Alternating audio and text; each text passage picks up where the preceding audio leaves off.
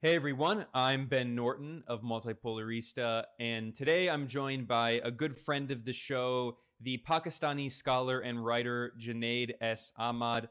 And I had on Junaid in April when there was a coup against Pakistan's democratically elected Prime Minister Imran Khan.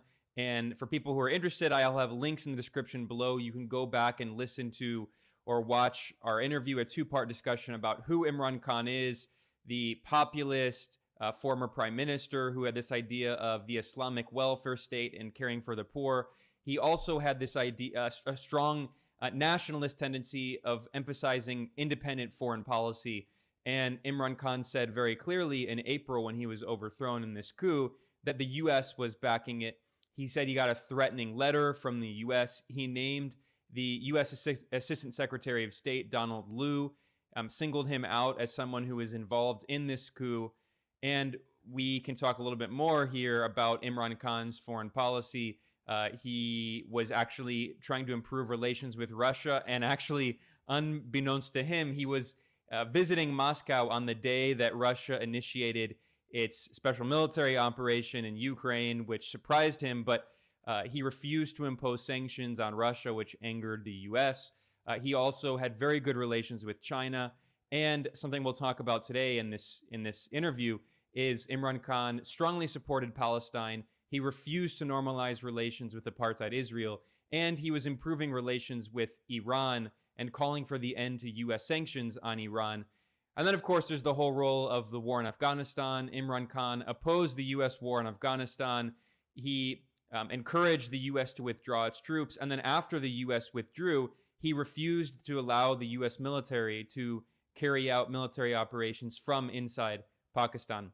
So Prime Minister Imran Khan said very clearly this was a coup. And, you know, Junaid, when we did these interviews back in April, we did have some friends, including people on the left, who were very skeptical of that narrative and very critical of what both of us were saying, especially you. I mean, obviously, you live and work in Pakistan. They were very skeptical of this narrative that it was a coup. And now I think, you know, it's pretty much undeniable that it was a coup, because the latest news is that this August, the coup regime has, at first, it banned the transmission of all of Imran Khan's speeches. He's been holding these very large protests against the coup regime. And then this August, the coup regime has now charged Imran Khan under its anti-terror law, accusing him basically of terrorism. And of course, there's no evidence whatsoever. The allegations of so-called terrorism are based on him criticizing the coup regime and corruption and torture. So I guess words are now terrorism, according to the coup regime. So that was a very brief overview for people who don't know what's going on in Pakistan. Junaid, explain the situation with the so-called terror charges against Imran Khan.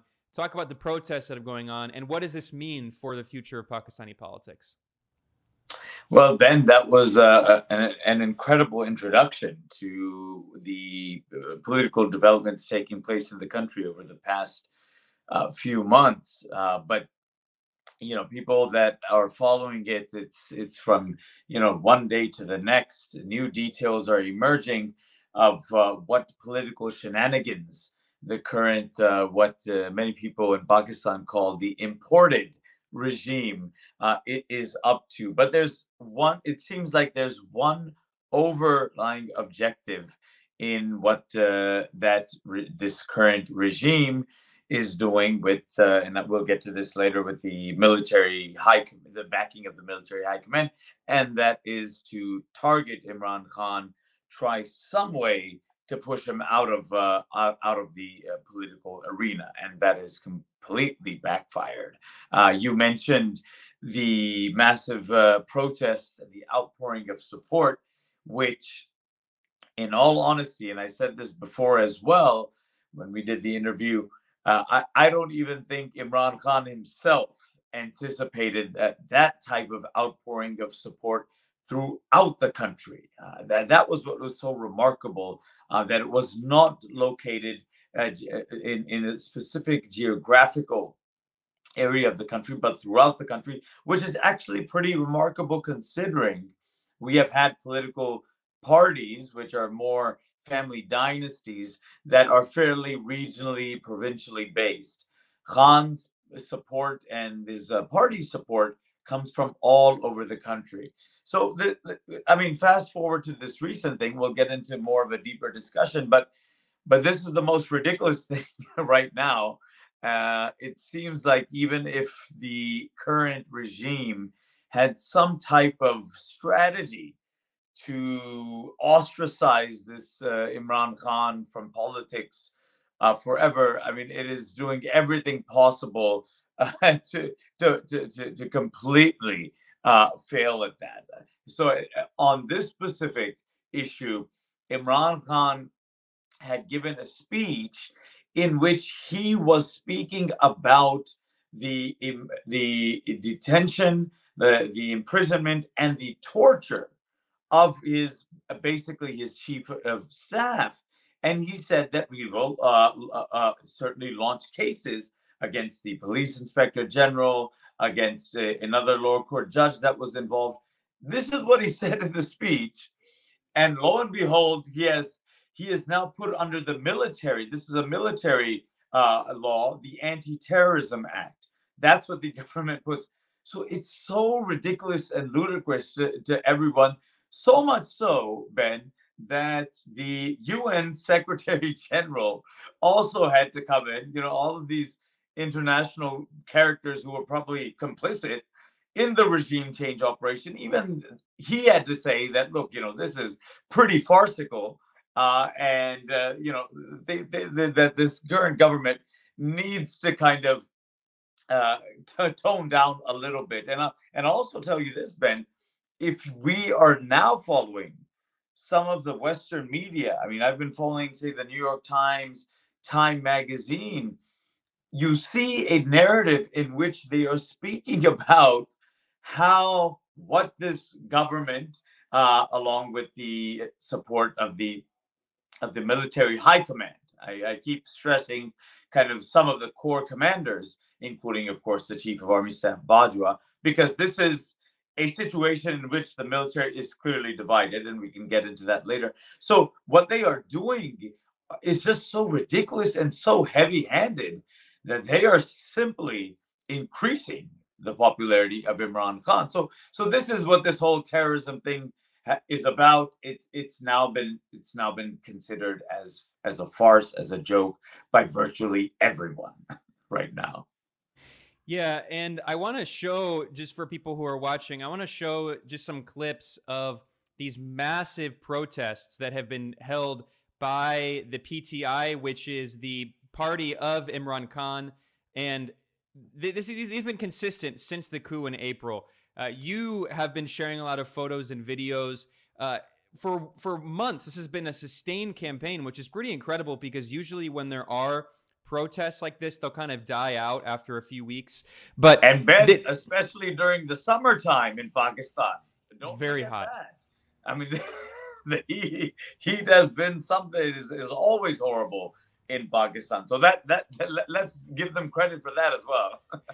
Yeah, for people who are watching, I'm showing a video clip here of this rally that was held this August, marking the 75th anniversary of independence from British colonialism.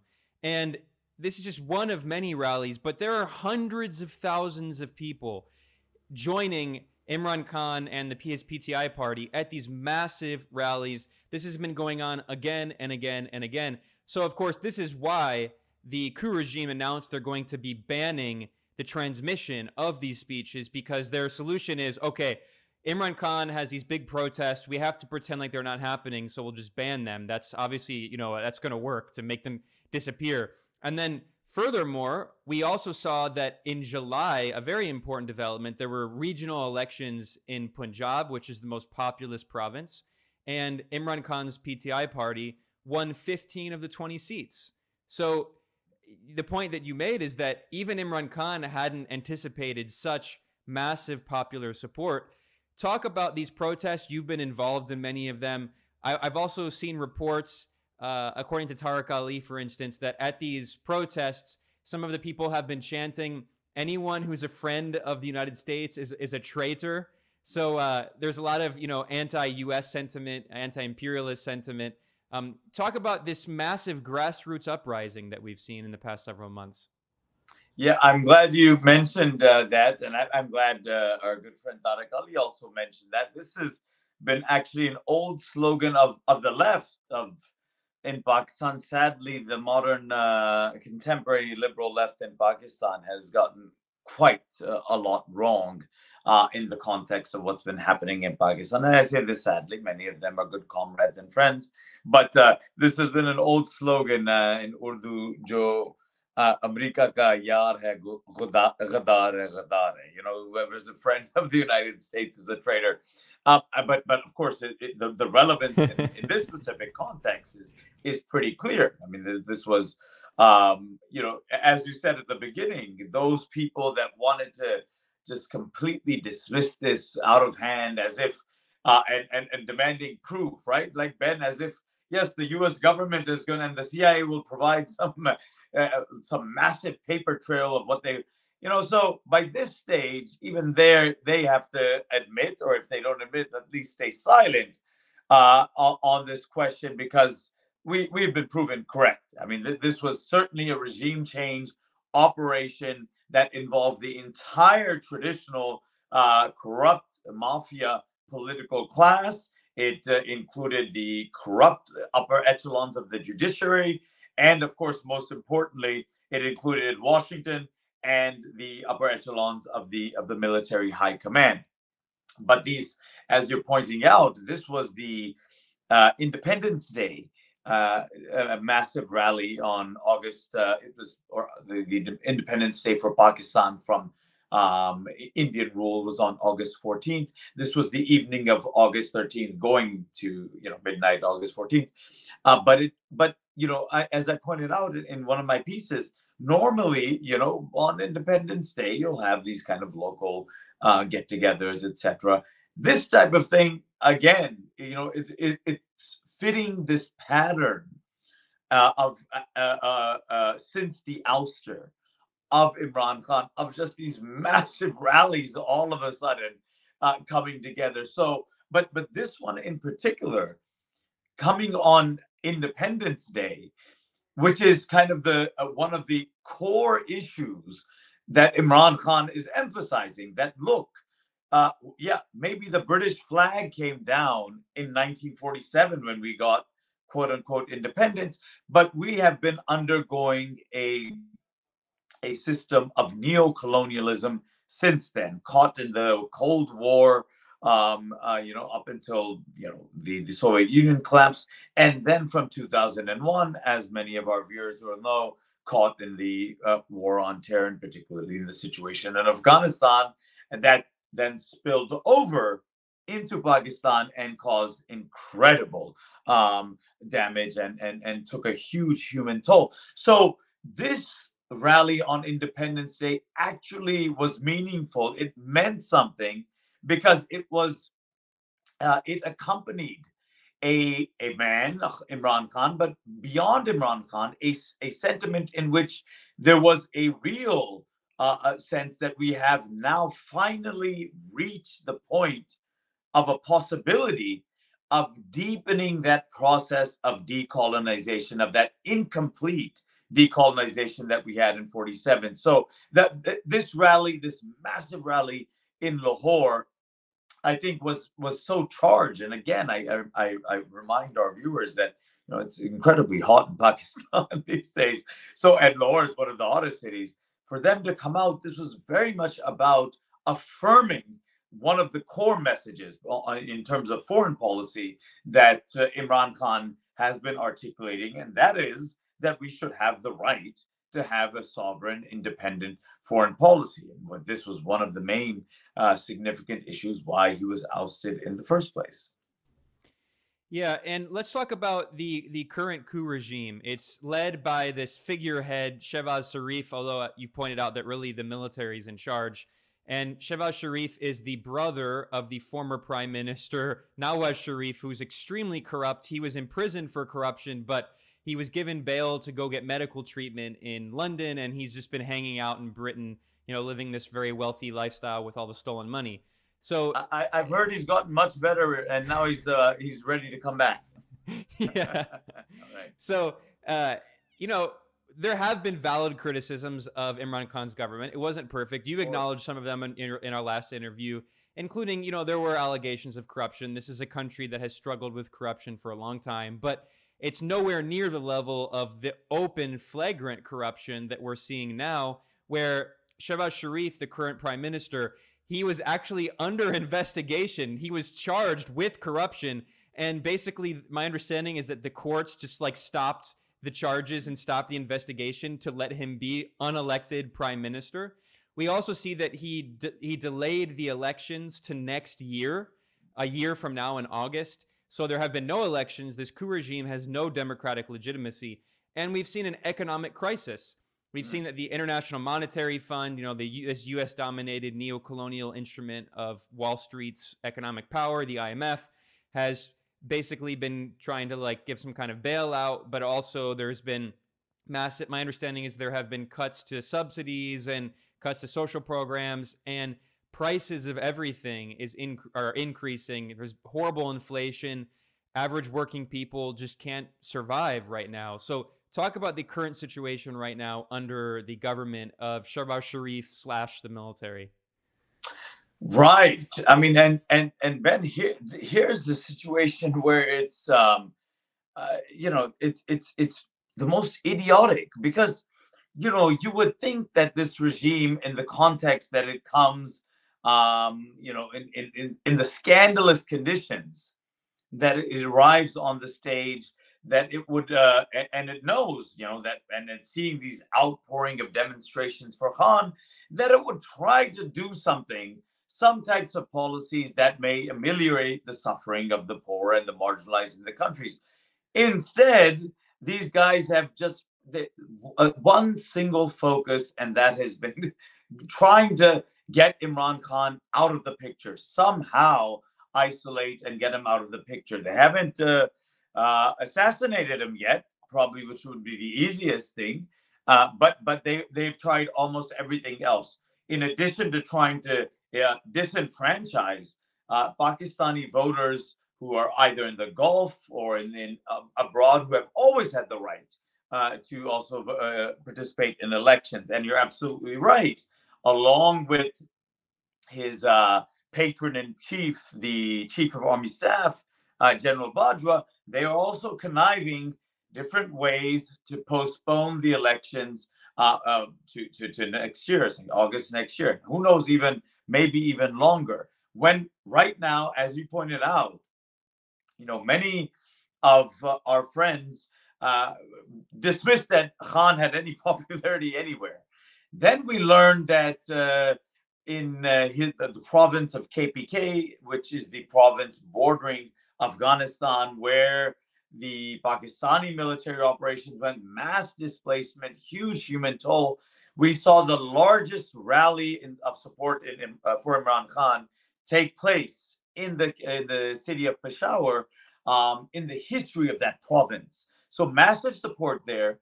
Okay, that's KPK. That's that one province. Then you come to Punjab and you point out their by-elections take place here, and he probably would have even won more seats, 18 seats, if not for some bad organizational techniques on his own party's part. So he's now in the Punjab, in the heartland, which is considered kind of the province that really where the real power lies. In Karachi, the other mega city, the industrial financial city, his party is doing extremely well.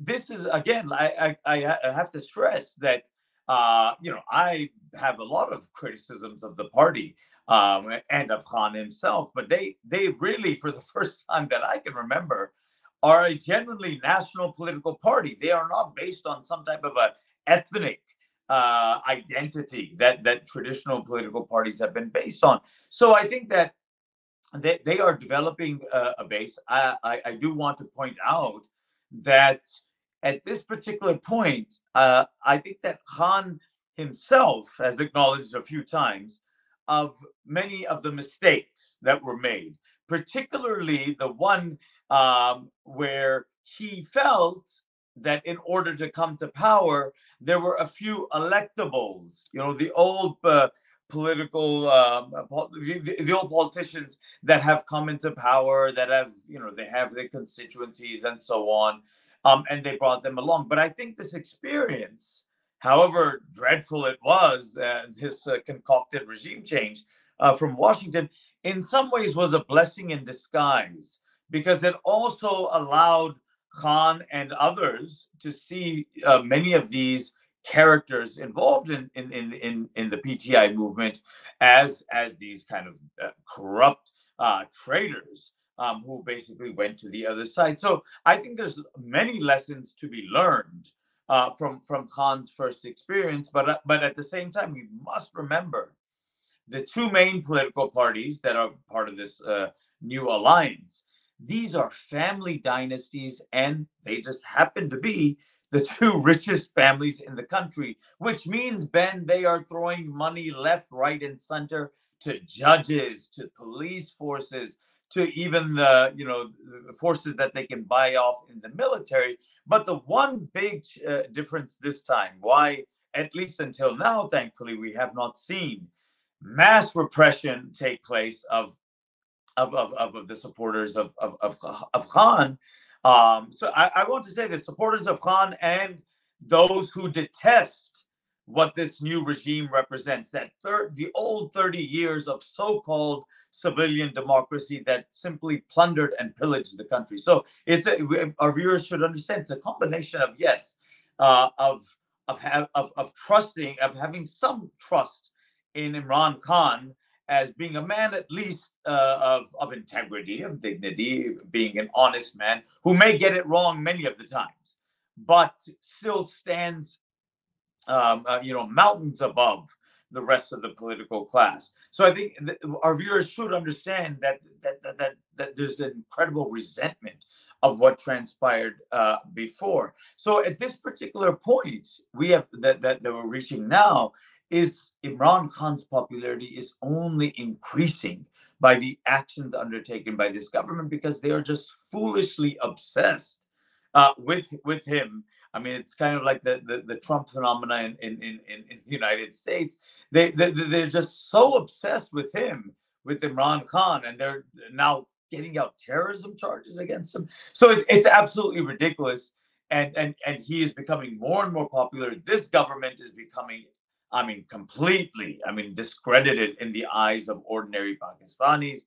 As you mentioned, the Sharif brothers, Shehbaz Sharif in power now. His older brother, Nawaz Sharif, was allowed to go out of the country, even though he had so many corruption cases. But again, now we find out that was also General Chief of Army Staff Bajwa that let him easily slip out of the country on supposedly medical grounds. So Khan, we have to understand, is up against a lot. I think I mentioned this before as well, but he is up against a lot of powerful forces with a lot of money, and all he has is the people behind him. This is the situation we face right now, Ben.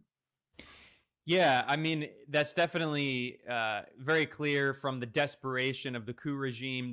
It's clear they don't have the people behind them, which is why they have to resort to these extremely undemocratic measures, authoritarian measures. Ben, they don't even show themselves in public. I mean, yeah. This is literally, this character who's been made the foreign minister, Bilawal Bhutto. I mean, he would be the grandson, yes, then of Zulfikar, the great Zulfikar Ali Bhutto of the 70s.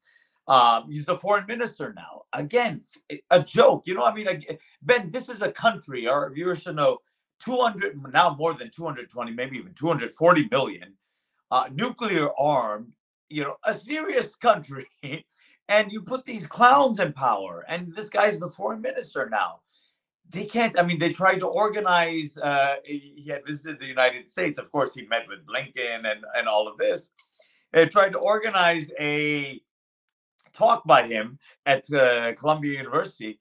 The Pakistani Student Association refused to host that. Normally you have some pride in your nation and you want to host the foreign minister. Refuse. And in Pakistan, if they come out in public, God knows what will happen to them. So this is literally the situation. Sorry, yeah. I interrupted you. No, I mean, and I'm glad you mentioned Bilal Bhutto because he has that last name that's associated with the left. He's from the PPP, the Pakistan People's Party, which claims, at least historically, claimed to be part of the left. It's been neoliberal for many years now, but the fact that he's giving the rubber stamp to this illegitimate coup regime, it says so much about this kind of like center liberal left Pakistani political class that is pro-Western and criticizes Imran Khan and absurdly tries to compare him to someone like Trump. It makes no sense. And actually, I wanted to talk a little bit more about this ideology of his party, the PTI. Imran Khan talks about the idea of the Islamic welfare state. Right. He's not a socialist, but he does talk about the importance of helping poor people, fighting poverty, and he created anti-poverty programs. And right now, the people who have been hurt most of all by the coup regime are poor people. Here's a report in Bloomberg. Pakistan inflation surges to 24.93%. So we're talking about nearly 25% inflation, along with food inflation at nearly 29%. This is the highest inflation in 14 years in Pakistan. What is the economic situation like for a lot of average working people? Can they even afford to get food? And, now the IMF claims that they're going to come save the day with a $1.4 billion bailout. But of course, the IMF has a long history of that, and it's never led to any change. And of course, the conditionalities of that loan are, of course, not mentioned, which will further exacerbate the suffering of people. Oh, it's horrible, Ben. In addition, the devaluation, which often happens in this case, of the rupee, of the Pakistani rupee, of the currency, it is. I have never seen such a situation in Pakistan in my lifetime. It is really bad. Where the poor are just, forget about it. But even working class, lower middle class people, it is getting impossible to live in that country. Again, there is incredible wealth. Ben, this is the same story in many Latin American countries that you're much more familiar with. Incredible wealth in these pockets. And as I said, just by chance, the two dominant political parties, which are basically family dynasties, House of Sharif, the Sharif brothers, and the House of Zardari Bhutto, they happen to be the two richest families. But their money, what they're spending on right now, even being in government, is not on trying to on social programs to uplift the poor and so on. They're spending it on buying off judges, on buying off senior police officers, etc., to harass, intimidate, and even torture, sometimes even murder, the supporters of Imran Khan. So this is the situation right now. So as you say, it's an incredibly dire situation for the ordinary people in Pakistan, which of course is adding fuel to the support of Imran Khan against these mafia gangsters who are in power, that they already know. These people have never cared about the ordinary people in Pakistan. They have always lived in their own bubble and cocooned themselves. And again, I'm sure the similarities with many other countries of the global south have cocooned themselves from the misery of the rest of the population in Pakistan. And sadly enough, we have had an intellectual class, certain sections of liberal intellectual class, that really don't. These issues are not the issues for them. They have their issues are something else, but not this. Not the fundamental class divide in Pakistan, which, as you say, it's not like Imran Khan was is a socialist or anything, or maybe maybe one day he will become one. I have to admit, this guy is kind of learning. Is on the go. He's as the regime change happened, he's learning about what's the history of U.S. regime change policy, because he has been very politically naive about these things. But I think that there is what they call, what a good friend called Imranophobia, in the sense that he, because he speaks about many of these things, maybe from a Islamic vocabulary, Islamic welfare state, the state of Medina, where there needs to be justice, not just for Muslims but for everyone. I mean, he has done the most for minorities in Pakistan in terms of restoring temples, Sikh temples, gurudwaras, etc. So, I think that in some ways, I may have mentioned this before too, Ben, it's a very unfortunate situation in which many of our progressive friends are somewhat envious of the fact that so many people are attracted to him, and a message of dramatic change from what they've had before, and that sadly enough, our left is not big enough to take ownership of. Yeah, I mean, this is a situation we see in many countries, unfortunately, where the left repeatedly makes these mistakes.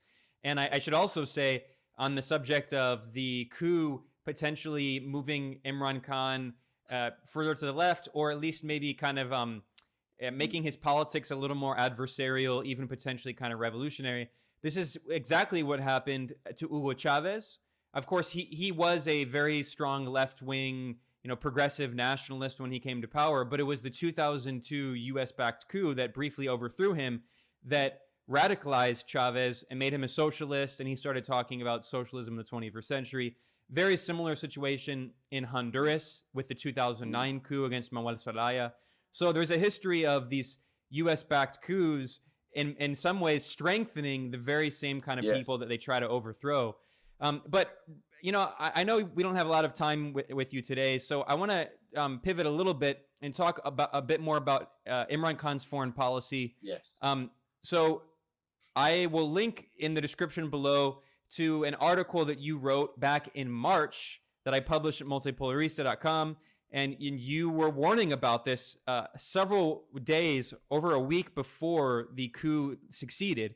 There were all these warnings signs that there was going to be a coup against Imran Khan. And the article that you published is titled "Pakistan Warns of Foreign-Backed Regime Change Attempt to Disrupt China-Russia Alliance." And you go through all the different points in this article why the regime change operation was organized. Imran Khan opposes U.S. foreign policy. He's an anti-colonial voice on the international stage. He deepened Pakistan's friendship with China. He also improved Pakistan's ties with Russia. And this is a photo here of Imran Khan in Moscow on February 24th, the day of the beginning of the Russian military operation. Of course, he didn't know that was going to happen, but he refused to condemn it, like many countries in the global south that have been neutral in this Western proxy war against Russia. He refused to impose sanctions. Also, India, of course, which historically has had very adversarial relations with Pakistan. Even India also has refused to impose sanctions and has continued doing business with Russia. You also talked about the importance of Imran Khan's leadership in the Muslim world, Pakistan's gradual challenge to Saudi-led hegemony in the Muslim world, the fact that Khan couldn't be simply controlled by the military, and then finally, a very important factor, Imran Khan's unequivocal support for Palestinian liberation. And this brings me to an article that I wanted to bring up that I think is really a very important piece that was published at Middle East Eye, titled "Pakistan and Israel, Normalization a Hard Sell, but Narrative is Building." And this report discusses how since the coup in Pakistan, of course, Imran Khan was always firmly against normalizing with apartheid Israel, unlike some of the Persian Gulf monarchies like the UAE, Bahrain. So Imran Khan was firmly against that. And this article discusses how since the coup, there have been a lot of media narratives pushing for normalizing relations with Israel, opinion pieces in major newspapers, social media, influencers and journalists. And they also talk about this meeting that was organized by an Israeli organization that brought Pakistani dual citizens and even a major Pakistani journalist who's not a dual citizen, Ahmed Qureshi. they visited apartheid Israel, and this led to a big scandal in Pakistan. So talk about the attempt by the new coup regime to inch toward normalization of relations with Israel.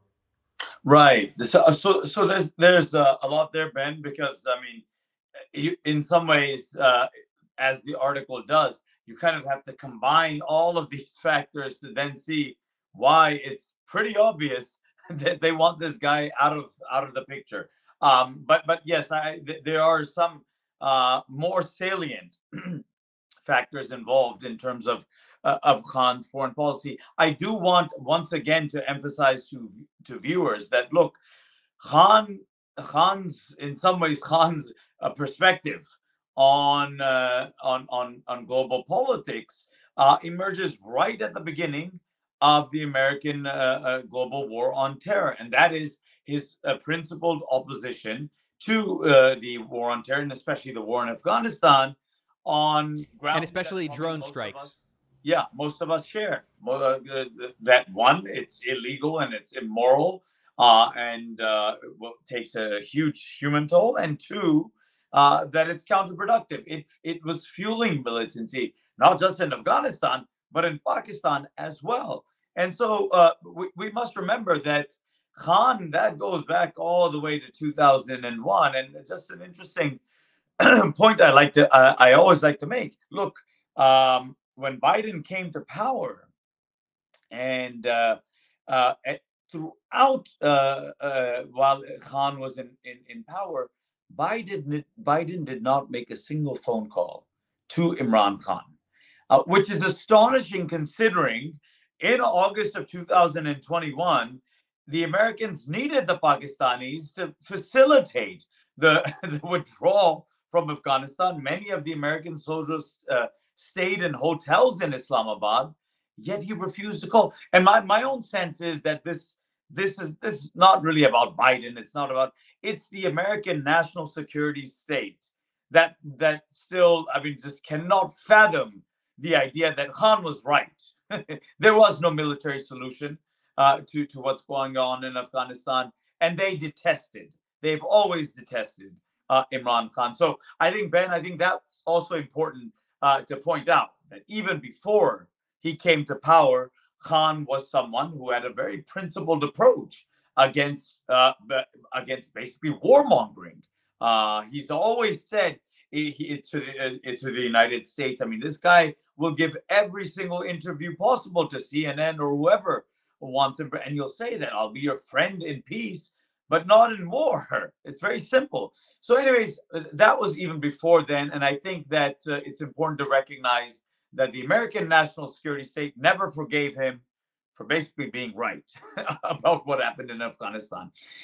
Beyond that, whether it was his position on Kashmir, which was again, Pakistan, of course, has always had a position on kind of defending Kashmiri rights, etc., and being in opposition to India's position on it. But he went a step further on that. Very popular amongst the Kashmiris, and even said that, look, if Kashmiris want independence, which was never in the UN resolution, that they should even be allowed to have that. I mean, immensely popular in Indian occupied Kashmir, Imran Khan. The other things you mentioned as well, his ties with China. I mean, and very, very good personal relationships with the leaders of China, and then of course Russia.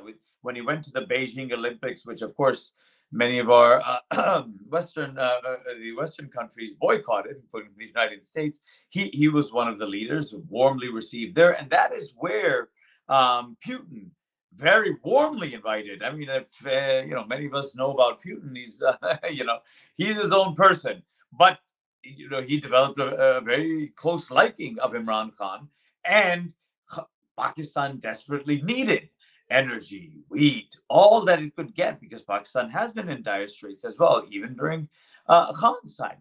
And as you mentioned, I mean, he lands in Moscow. He has no idea what's going on. He has no idea that this thing is going to start with the Ukraine. But immediately the West starts to demand that he denounce Putin and Russia while he's just landed there in Russia. And of course, he goes back. They send him a letter saying, "Okay, now you're back. You can denounce them." And he basically, tells them to go fly a kite. I mean, this is, do you believe in any sense that we countries of the global south have any sovereignty of ourselves? It clearly seems like they don't believe that. So that was certainly one thing. I mean, now, just recently, this assassination of Zawahiri in Afghanistan.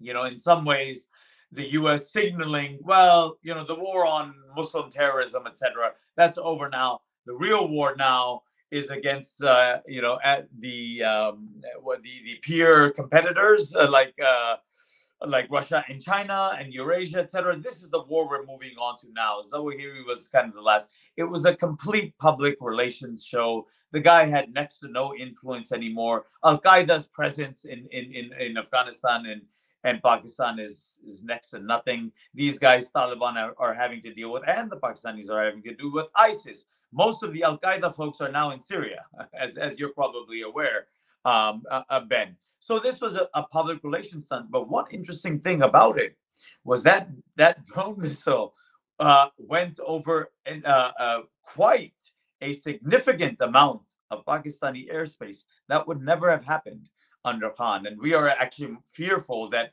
that's just the beginning. Who knows? Maybe bases again in Pakistan, American bases in Pakistan, and the whole lot of it that we were used to and that we detested during the war on terror. So that the Russia China factor is a huge thing, and Khan's personal relationship, which of course characters like Blinken and all of these could see that this guy has a really good relationship with these countries. That was certainly part of it. But you're right. The Palestinian issue, that was irritating the hell out of everyone. I mean, not just, of course, Washington and Tel Aviv, but all of those Muslim Zionist regimes that were trying to get other Muslim countries on board to normalize relations. And on this issue, of course, as you mentioned, I mean, I have my good friend, the angry Arab Asad Abu Khalil. I had invited him to Pakistan once, and he says that, wow, I've never seen a more pro-Palestinian population than Pakistani. So affirming the point you made earlier. However, we had sections of the elite during when Khan was in power, both the military and civilian elite, that were more than willing, just like these Gulf regimes, to normalize. And now you see that narrative being pumped into the media again, that hey, it's not such a bad idea. This is part of an interfaith thing, that we shouldn't be against Jews, etc. All of this nonsense that the Abraham Accords represented in the first place. So on that, I mean, if it was just that point, I think that only on that point they would want him out, because that he is going against right now, as you know, the tide. The tide is that we want all of these countries, these Gulf regimes, and the Gulf regimes with their immense wealth and power and influence will put pressure on other Muslim governments to also normalize. And Pakistan would have been a huge prize, right? I mean, it's the only Muslim country with nuclear weapons, huge military, formidable in many ways. So that would have been a huge prize. Khan was the impediment, the sole impediment to that. So I think you're absolutely right, Ben, that these unequivocal support for Palestine consistently, all the way to the end. It was very funny. He hosted the Organization of Islamic Conference summit right before he was ousted in March, and of course he once again affirmed that no, there will be no relationship with Israel until they give Palestinians their right to self-determination. And of course, that embarrassed many of his hosts that are in the process of warming up and cozying up to Israel. So I'm totally in agreement with you. That was certainly a central issue. Yeah, and I should stress, in addition to being the second largest Muslim majority country after Indonesia, Pakistan is the fifth most populous country on earth. This is a very significant power, very large country. And having such a large country refuse to play ball with U.S. imperialism, refuse to normalize with apartheid Israel, it has a big influence internationally. I should point out that this was another piece of evidence that it was clear that it was a coup happening back in April. The head of the military, General Bajwa, he said, quote, "We share a long history of excellent relationship with the United States, which remains our largest export market. The UK and EU are vital to our national interests." And then General Bajwa criticized Russia, which is something that Imran Khan refused to do, and many countries in the global south refuse to do. It's not just Pakistan. The majority of the global south has been neutral on this war, refusing to take the side of the West in this proxy war. And this is right after this. He's still the civilian prime minister. He has articulated the position, and the next day, Bajwa. I mean, if it can't get any clearer than that. Bajwa the next day issues this statement, clearly contradicting the position of the government of Imran Khan. But I mean, the chief of army staff. Sorry to interrupt again, Ben, but it's become clearer and clearer that his role in all of this has been central. This is because many of our liberal and progressive friends say, well, this was all a constitutional process, a simple vote of no confidence.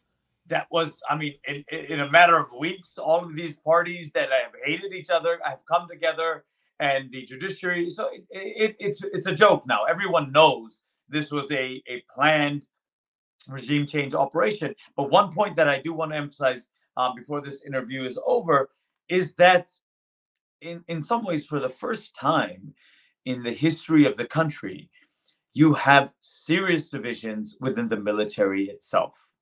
The General Bajwa, Chief of Army Staff, and a few of the upper corps commanders and high command, they are the ones that are clearly, they are taking orders from Washington. They are going along that playbook. However, amongst middle ranks, junior ranks, and of course soldiers, and let me add retired officers, my God, Khan is incredibly popular. And I was saying this earlier, one of the reasons why they can't just send them all in, because they're very afraid that these officers, soldiers, etc., may turn their guns the other way against their superiors. So this is a very interesting situation where a civilian prime minister, who in the past, whenever they were ousted unfairly, fairly, or whatever, no one cared for them because they were so thoroughly corrupt and incompetent, etc., that they didn't mind a military ruler coming in. It wasn't a big deal.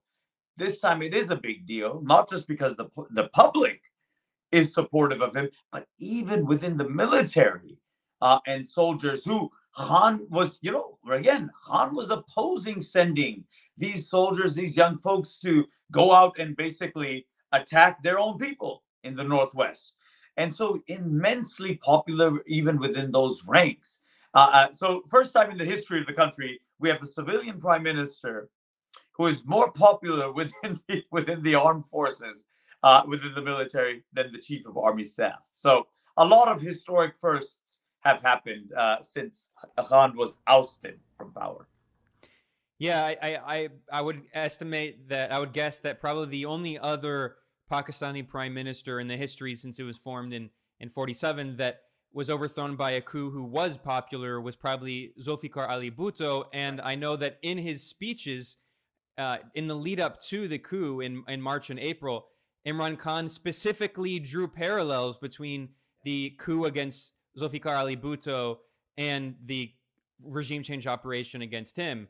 And of course, we know now that the U.S. and Britain was involved in backing that coup against Zulfikar Ali Bhutto because of his support for the Soviet Union and other issues. So I know you have to go soon. So I have two final questions here to wrap up. One, before we started this, you were talking about the fact that I should have said this earlier. You're a professor. You are director of the Center for the Study of Islam and Decoloniality in Islamabad, and you increasingly have been doing more academic work in China. And you were talking about the fact that some of these same kind of bourgeois liberal elements in Pakistan who maybe claim some fidelity to the left but tend to be out of touch with the working class, they also sometimes are very pro-Western and will take this very anti-China position. Can you talk a little bit more about the popular perceptions of China and maybe some of that anti-China sentiment that you've seen emerging? Absolutely. So, all of this in some ways, you're connecting the dots here. I mean, and they fuse together in the sense that many of the critics of Khan, on particularly on foreign policy grounds, and many of them coming from the kind of these liberal intellectual circles, and sometimes, unfortunately, even from the left, is that why is he becoming closer to this Eurasian project led by Russia and China, etc., and distancing himself from our traditional relationship with Washington, which was a relationship of subordination to the demands of Washington in the Cold War and afterwards. So this is a major issue, and I think that you, of course, have done a phenomenal job consistently speaking about this issue where even in Pakistan, these same folks speak about what? Chinese neocolonialism. And so all of these decades, we never heard the term used by the United States, which was sending in actual people from their Harvard economic advisors that this is the policies you must do, actual troops, actual drone attacks, etc., etc. We never heard that term used for the United States, but all of a sudden, the liberals and the left, they're talking about Chinese neocolonialism, and so this then forces, it compels one to ask the question: what is this really about? Is this about genuine kind of looking at the material circumstances being either improving or deteriorating for people? Or is it about just a type of elite attachment to a project that they have been a part of, that they have links with, etc., for many, many decades? And I think it is the latter. I mean, that is my view, that they just cannot conceive of that. And the part about Chinese neocolonialism, that's becomes incredibly racist at many levels, in terms of the xenophobia. At so many levels, it becomes incredibly racist. And so this, I always say this to people in Pakistan. Where is has there ever been a Chinese 1492 that we've had to deal with? What have the Chinese done? Done? But yes, there was a 1492 that the global South, had to deal with for the past 500 years of a complete pillage, plundering, raping, etc. Where's that Chinese one? There isn't one right now. So it's now, this narrative is being invented by forces within Pakistan as well as, of course, outside. And we're talking about Ben here, funding from the usual suspects, National Endowment for Democracy, even the Saudis, the Gulf countries, etc., to basically promote this narrative that, okay, the Chinese are here for their own neocolonial benefits, etc., all of this stuff. So you see this narrative very much in that class, and particularly the English speaking media have this type of ideological hegemony, which is incredibly, depressing. Whereas the people can see the fruits, right? I mean, this is the same thing in Africa. They can see the fruits of these incredible roads being built in remote areas. I just went to one, and the people were describing, wow, we had never had something like this ever in the history of Pakistan, which was built in, I think, a matter of weeks or maybe a few months. Anyways, so we have this disconnect between these a class of liberal intellectuals and elites, and sometimes joined by progressives, etc., who basically see, well, that okay, we're against, of course, American imperialism, although of course they rarely speak about it, but much more so Chinese neocolonialism. So I think this phenomenon exists in other societies as well, but it's very, very visible in Pakistan. Yeah, this is definitely a trend that we've seen, especially the gears of this propaganda campaign have been greased by money from the United States, from Europe, from NGOs, from CIA cutouts like the NED and USAID.